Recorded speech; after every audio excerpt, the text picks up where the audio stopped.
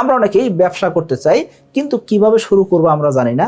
রাতে 3টার সময় আমরা সোশ্যাল মিডিয়াতে স্ক্রল করতেছি, স্ক্রল করতে করতে দেখলাম কি এই ছেলেটা গত 2 বছর আগেও একদম সাদামাটা ছিল, আজকে তার গাড়ি বাড়ি সকল কিছু হয়ে গেছে। কিভাবে করছে? সেই ব্যবসা করছে। তো আপনি চিন্তা করলেন কি আগামীকাল থেকে আমি ব্যবসা শুরু করব।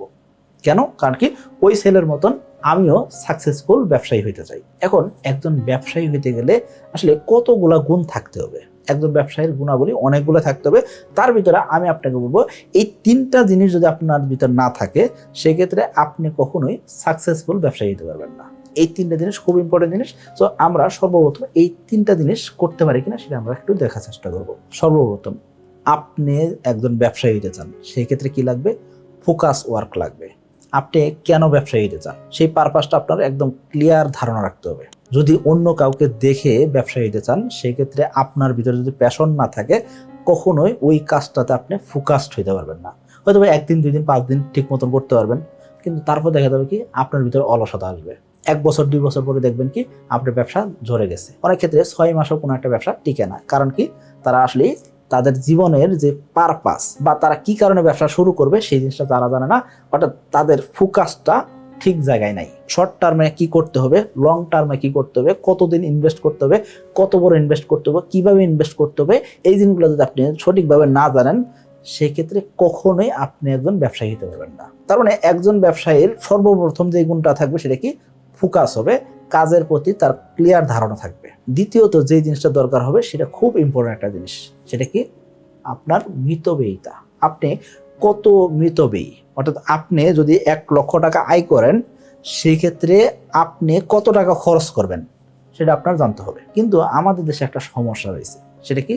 আমার একটা ব্যবসা প্রতিষ্ঠান রয়েছে বা আমার একটা উৎপাদন কেন্দ্র রয়েছে, সেটা আমি মানুষকে দেখাইতে পছন্দ করি। অর্থাৎ আমার নিজের একটা উৎপাদন কেন্দ্র থাকতে হবে, একটা ফ্যাক্টরি থাকতে হবে, এবং কি এই ফ্যাক্টরি করতে আমার জীবনে যত রকমের সঞ্চয় ছিল, যত রকমের ফান্ড ছিল, সকল ফান্ড আমি কি করে দিলাম? এই ফ্যাক্টরির পিছনে আমরা খরচ করে ফেললাম। আলটিমেটলি কি হলো?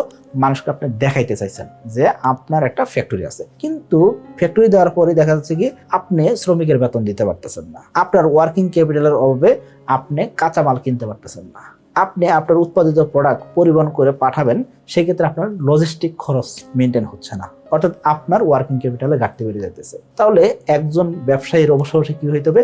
মিতব্যয়ী হইতে হবে। মিতব্যয়ী যদি না হন, সেক্ষেত্রে ওই যে প্রথম কি করছেন?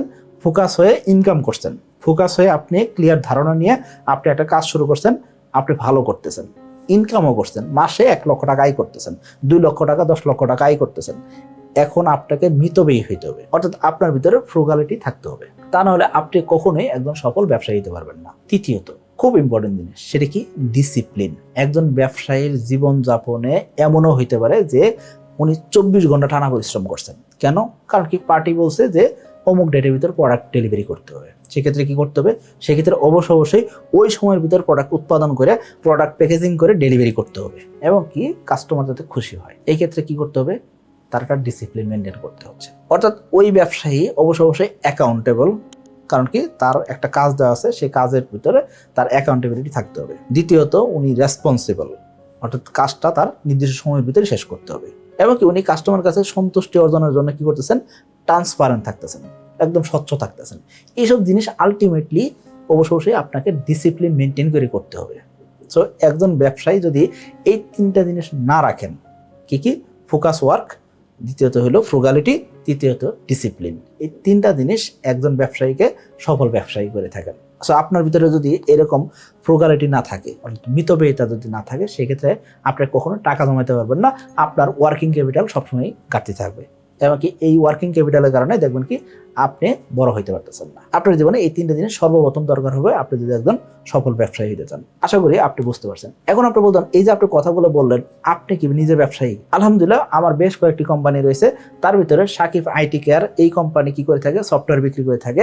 সাকিব এগ্রো নামে আমাদের কোম্পানি রয়েছে, সাকিব এগ্রো টেক নামে আমাদের কোম্পানি রয়েছে, সাকিব হোল্ডিংস নামে আমাদের একটা কোম্পানি রয়েছে, সাকিব এগ্রো বেট নামে আমাদের একটা কোম্পানি রয়েছে। আলহামদুলিল্লাহ, আমরা মার্কেটে অনেক বছর যাবতীয় আছি।